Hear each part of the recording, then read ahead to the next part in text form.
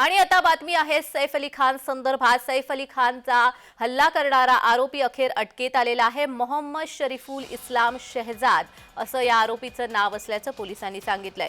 चोरीच्या उद्देशाने हा आरोपी घरामध्ये शिरला होता असंही पोलीस म्हणालेत। मात्र आरोपी भारतीय नाहीये, त्याच्याकडे कोणताही पुरावा नाहीये। आरोपी बांगलादेशी असल्याचा संशय पोलिसांनी व्यक्त केलेला आहे। हा आरोपी हाऊसकीपिंगचं काम करत होता असं पोलीस म्हणाले।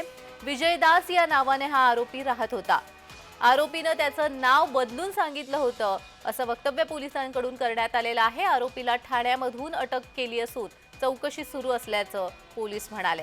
तर आरोपीची पोलीस कोठडी मिळवण्याचा प्रयत्न करणार असल्याचं देखील त्यांनी सांगितलंय। मुंबई पोलिसांनी पत्रकार परिषदेमध्ये ही माहिती दिलेली आहे। सैफ अली खानवर हल्ला करणारा आता अखेर अटकेत आलेला आहे।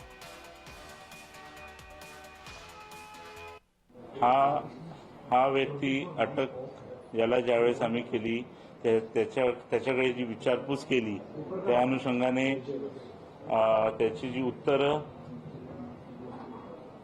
आणि त्याच्याकडे जे काही साहित्य मिळालेलं आहे त्या साहित्याच्या अनुषंगाने प्रथमदर्शनी असं वाटतोय की हा एक बांगलादेशी नागरिक आहे। त्या अनुषंगाने आम्ही पुढील तपास करत आहोत।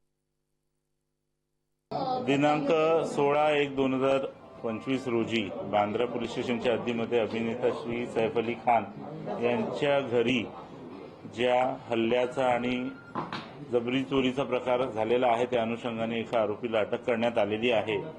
सदर आरोपीचं नाव मोहम्मद शरीफुल इस्लाम शहजाद आहे।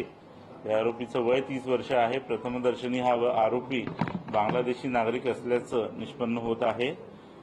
या आरोपीला आम्ही माननीय न्यायालयात प्रोड्यूस करून याची पोलीस कस्टडी मिळण्याचा प्रयत्न करणार आहोत आणि पुढील तपास करणार आहोत।